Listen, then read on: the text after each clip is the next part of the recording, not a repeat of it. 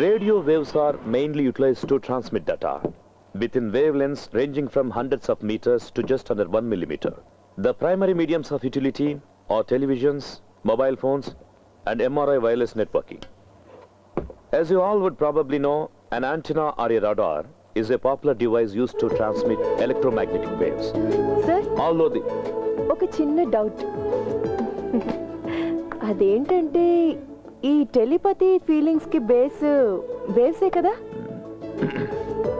ఆ వేవ్స్ ని రిసీవ్ చేసుకొని డీకోడ్ చేయడానికి ఏదైనా డివైస్ ఉందా? ఆ డివైస్ మన మనసులోనే ఉంటుంది బుజ్జి. Silence please. అంత తేలిగ్గా తీసిపారేయాల్సిన చిన్న విషయం ఏమీ కాదు అభిరామికి వచ్చిన డౌట్. ఈ వయసులో సహజంగా రావాల్సిన సందేహమే తనకొచ్చింది. సార్ క్లాస్ లో మాత్రమే వస్తాయి అభిరామికి సందేహాలు.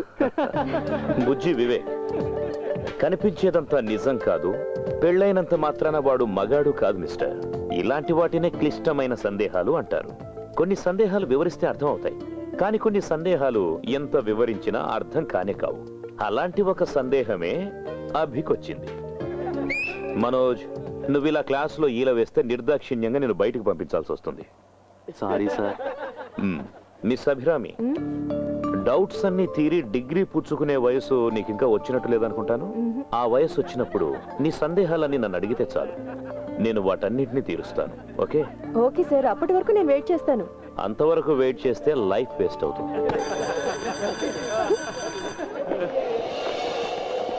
అభి, నీకు తెలుగు వచ్చు? సార్, మీకు తమిళ్ వచ్చు కదా? సార్, మన తమిళ్ బ్రాహ్మణ్స్ మాట్లాడుకునేటప్పుడు తమిళ్లోనే మాట్లాడుకోవాలి, లేదంటే మిగిలిన వాళ్ళకి మనకి తేడా ఏంటి? అభిరామి, నువ్వు నా స్టూడెంట్ అని గుర్తుంచుకో. సార్, మా అమ్మ కూడా మా నాన్నకి స్టూడెంట్ ఏనట. మ్యాథ్స్ 3 సార్లు ఎంట్రన్స్ రాసావు, కనీసం ఈసారైనా పాస్ అయ్యేందుకు ట్రై చేయి. అది పెళ్ళయ్యేంత వరకు ఎంట్రన్స్ పాస్ అవ్వకూడదని మా నాన్నగారి ఇన్స్ట్రక్షన్. అసలు నిన్ను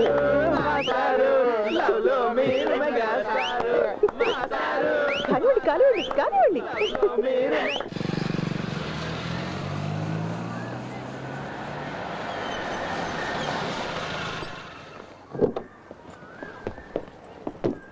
నేను వచ్చేస్తాను. 5 minutes.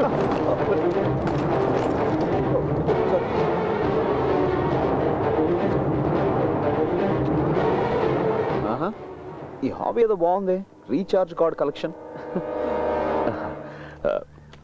చిన్నప్పుడు నాకు కూడా ఇలాంటి హాబీసే ఉండేవి. 3వ క్లాసులో అగ్గిపెట్లు కలెక్ట్ చేయడం, తర్వాత కాయిన్స్ కలెక్ట్ చేయడం, ఆ తర్వాత స్టాంప్స్ కలెక్ట్ చేయడం, ఆ తర్వాత మందు తాగడం హాబీ అయింది. హేయ్, డోంట్ వరీ, మందేస్తే అన్నీ మర్చిపోతారు. మీరు డాక్టరా? లేదు, ఆడిటర్ అలెగ్జాండర్ ఫెలిక్స్. వెంకటేష్ అయ్యా, ఈ దగ్గరలోని ట్యూషన్ సెంటర్లో నేను ట్యూటర్ని. Oh, thank you. Good to see you. కలుద్దాం.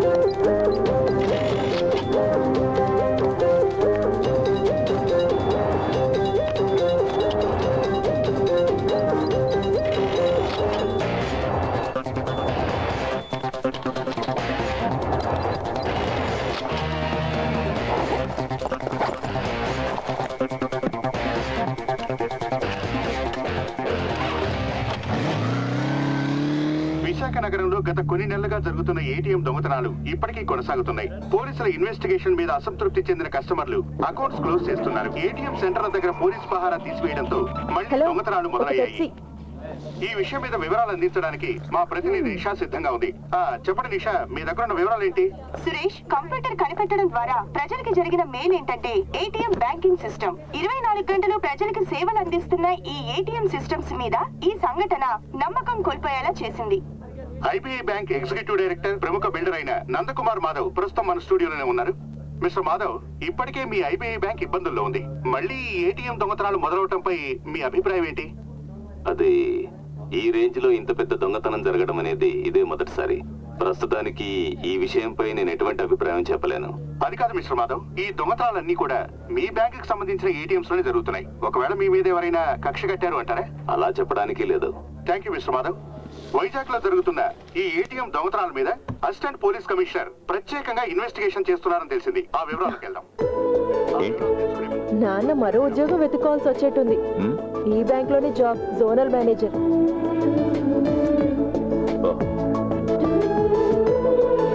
கவலைப்படாதபி, கூடி சீக்கிரம் எல்லாம் சரியாகும். கடவுளே, தமிழா?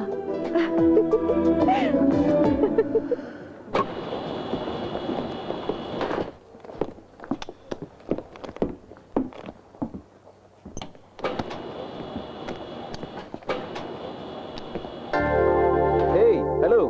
హలో. Come on. మీరు కూడా 7th ఫ్లోర్ కేనా? అవును, 7C.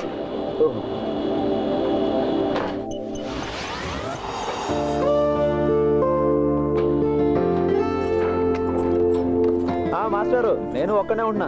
ఫ్రీగా ఉన్నప్పుడు రండి. ఫ్రీగా ఉంటే వస్తాను.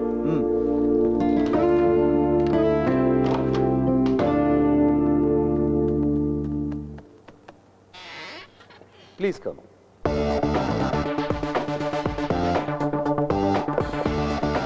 Sir, ACP.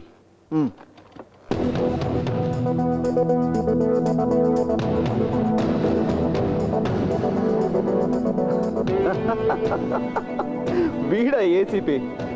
ఏం కర్మరా బాబు. మీకేం తెలుసా? మరి మేము బెస్ట్ ఫ్రెండ్స్. ఇది ఇవ్వండి. Morning sir. Good morning sir, Felix గారి ఇన్వెస్టిగేషన్ డీటెయిల్స్ ఉన్న ఫైల్ సార్ ఇది.